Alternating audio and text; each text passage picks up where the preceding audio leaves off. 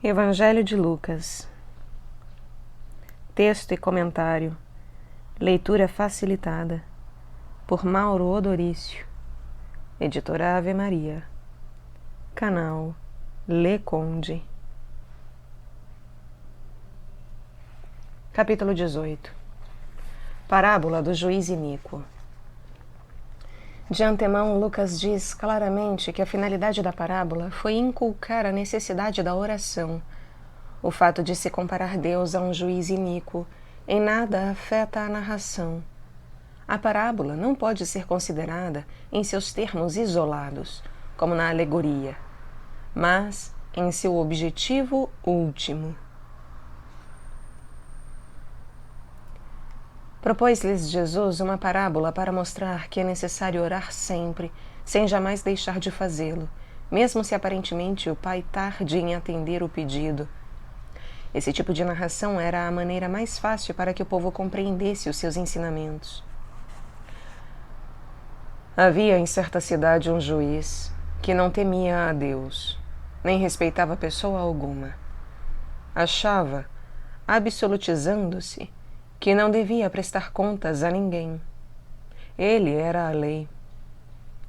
Na mesma cidade, havia também uma viúva que vinha com frequência à sua presença para dizer-lhe: "Faze-me justiça contra o meu adversário." Ele, porém, por muito tempo não o quis. Como não tinha ninguém por ela, estava completamente desamparada e à mercê dos exploradores. Nem dinheiro possuía para contratar um advogado. Ela via-se constrangida a voltar frequentemente ao magistrado, esperando aí encontrar justiça. Por fim, refletiu consigo, embora não tocado pela consciência, mas pela comodidade: "Eu não temo a Deus, nem respeito os homens. Todavia, porque esta viúva me importuna, far-lhe-ei justiça, senão ela não cessará de me molestar." Prosseguiu o Senhor, deixando claro onde queria chegar. "Ouveis o que diz este juiz injusto? E por acaso não fará Deus justiça aos seus escolhidos, que estão clamando por ele dia e noite? Ele, que é um Pai misericordioso, porventura tardará em socorrê-los? Digo-vos que em breve lhes fará justiça. Mas quando vier o Filho do Homem, acaso achará fé sobre a terra? Encontrará discípulos aguardando pacientemente o atendimento, insistentes na oração, como a corajosa viúva?"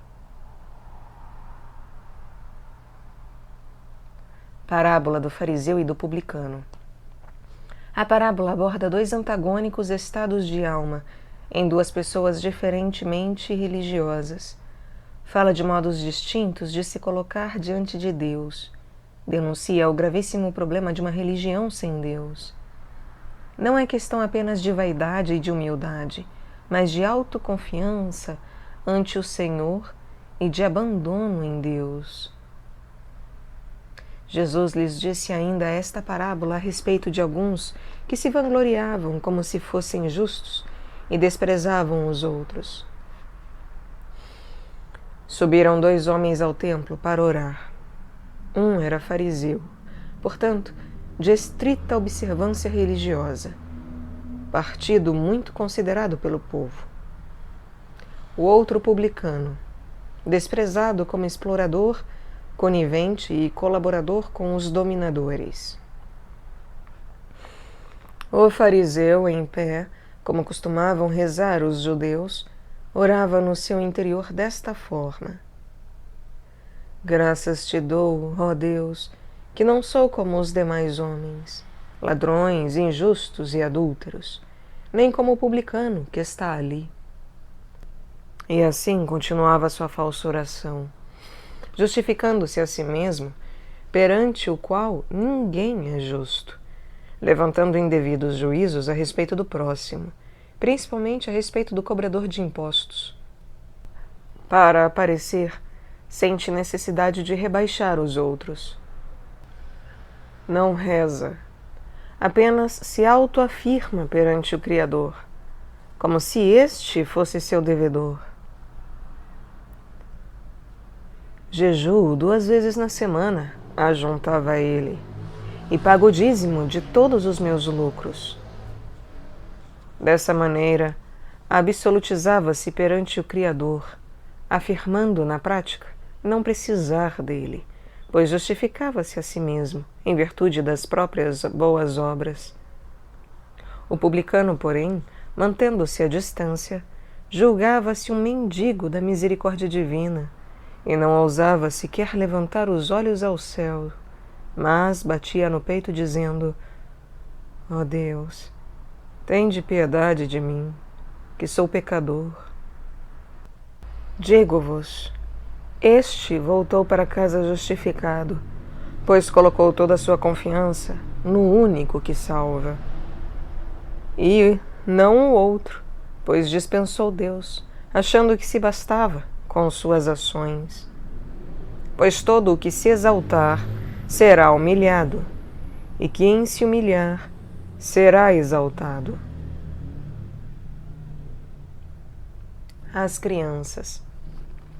Embora amadas, as crianças não gozavam de especial espaço na cultura judaica. Um rabino não perdia tempo com elas. Eram consideradas incapazes de cumprir a lei, portanto, de segunda categoria. Aos discípulos que as afastavam, Jesus os contradiz e coloca as crianças como modelos na recepção do reino. Trouxeram-lhe também criancinhas para que ele as tocasse. Ao menos aos anciãos era dado abençoar os pequeninos. Vendo isto, os discípulos as repreendiam, pois queriam poupar o mestre de perder tempo, assim como de trabalhos considerados inúteis. Que significava uma criança para o reino? Jesus, porém, chamou-las e disse: Deixai vir a mim as criancinhas, e não as impeçais, porque o reino de Deus é daqueles que se parecem com elas. Elas, com a pureza de seus corações, com a sinceridade e abertura de seus espíritos, têm tanto a ensinar a quem aguarda o reino de Deus. Em verdade vos declaro, quem não receber o reino de Deus como uma criancinha, nele não entrará. O jovem rico. Um homem de posição perguntou então a Jesus: Bom mestre, que devo fazer para possuir a vida eterna? Como ser? Que fazer para ter uma vida que não se identifique nem se esgote com a terrena? Este homem não era dos saduceus, pois eles não alimentavam tais preocupações. Jesus respondeu-lhe: Por que me chamas bom? Ninguém é bom senão só Deus. Somente Ele ama desinteressadamente. O amor humano sempre espera algum retorno. Conheces os mandamentos. Não cometerás adultério, não matarás, não furtarás, não dirás falso testemunho, honrarás pai e mãe. Estas são as obrigações básicas de todo servo de Deus. Disse ele: tudo isso tenho guardado desde a minha mocidade, dado que fui formado no santo temor, procurando servir o Senhor de coração. A estas palavras, Jesus lhe falou: queres servir a Deus de modo mais excelente e em tempo integral? Então, ainda te falta uma coisa. Vende tudo o que tens, dá-o aos pobres, e terás um tesouro no céu. Depois vem e segue-me. Apenas quem se desembaraça das preocupações terrenas, quem não se preocupa em acumular bens, pode seguir-me em doação total e colocar-se ao serviço dos irmãos mais necessitados. Ouvindo isso, ele se entristeceu, pois era muito rico. O homem de posição estava mais comprometido que imaginava com as coisas da terra. Não dispunha da plena liberdade exigida para seguir Jesus em direção total. Vendo-o entristecer-se, incapacitado para grandes decisões, disse Jesus: como é difícil aos ricos entrar no reino de Deus. Como a riqueza escraviza, mais que liberta. Facilmente se torna um empecilho, quando não, um ídolo. É mais fácil passar o camelo pelo fundo de uma agulha do que um rico entrar no reino de Deus. Com esta comparação extremada, mostrou Jesus a gravidade de se possuir e, mais ainda, de se apegar aos bens terrenos. Tanto que perguntaram os ouvintes: quem então poderá salvar-se? E respondeu Jesus: o que é impossível aos homens é possível a Deus. O Pai tem tantos outros critérios. Além do mais, ser verdadeiramente pobre e desapegado é um processo, um ideal, e não apenas uma questão de números. Pedro, entusiasmado pela decisão que tomara depois da pesca milagrosa, mas ainda com pouco espírito de pobre e querendo ver consequências concretas, então disse: vê, nós abandonamos tudo e te seguimos. Qual será a nossa vantagem? Jesus respondeu: em verdade vos declaro, ninguém há que tenha abandonado, por amor do reino de Deus, sua casa, sua mulher, seus irmãos, seus pais ou seus filhos, que não receba muito mais neste mundo e no mundo vindouro a vida eterna. O Mestre tudo lhes prometeu e nada lhes deu. Mesmo tendo ainda uma visão limitada, Pedro e companheiros deveriam acatar as palavras do Senhor com a mesma fé abraâmica, deixar tudo, nada recebendo de concreto, na hora, e confiando apenas na palavra de quem jamais engana. Depois da ressurreição, compreenderiam profundamente o alcance das promessas do Mestre. Terceiro anúncio da paixão. Jesus não está apenas mais perto de Jerusalém, está mais próximo de abraçar o cálice que lhe fora preparado. Anuncia pela terceira vez a paixão, mistério incompreensível, inacessível aos 12. Realmente, Eles atingirão seu sentido pleno e sua aceitação só após a ressurreição. Em seguida, Jesus tomou à parte os 12 e disse-lhes: Eis que subimos a Jerusalém. Tudo o que foi escrito pelos profetas a respeito do Filho do Homem será cumprido. O que acontecerá na Cidade Santa não é apenas obra do ódio humano, mas também fruto do amor divino que se manifesta por aqueles fatos. É necessária especial compreensão para penetrá-los.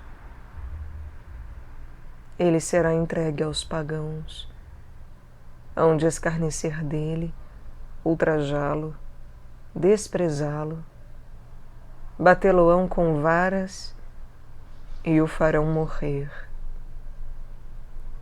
E ao terceiro dia ressurgirá. A ressurreição dará o significado pleno e completo de tudo o que parece ser tão absurdo. Mas eles nada disto compreendiam, e estas palavras eram-lhes um enigma, cujo sentido não podiam entender. Os mistérios de Deus são compreendidos apenas à luz da fé.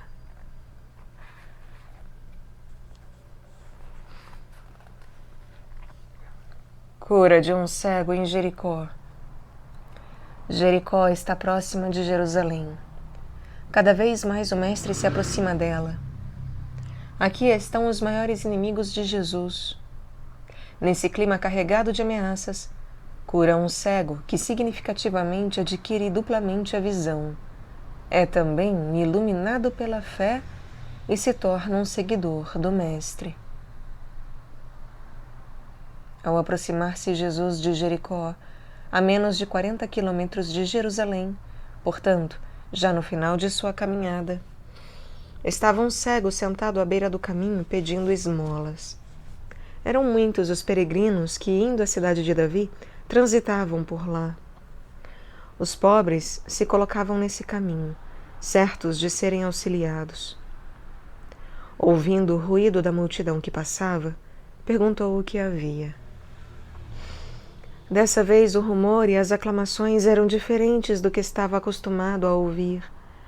Havia manifestação de muita alegria, de muita esperança, de maior fervor, de entusiasmo patriótico, messiânico. Responderam-lhe: é Jesus de Nazaré que passa. Seguramente deram-lhe outras informações a respeito do Senhor, de quem era, do que fazia. Ele então exclamou: Jesus, filho de Davi, tem piedade de mim.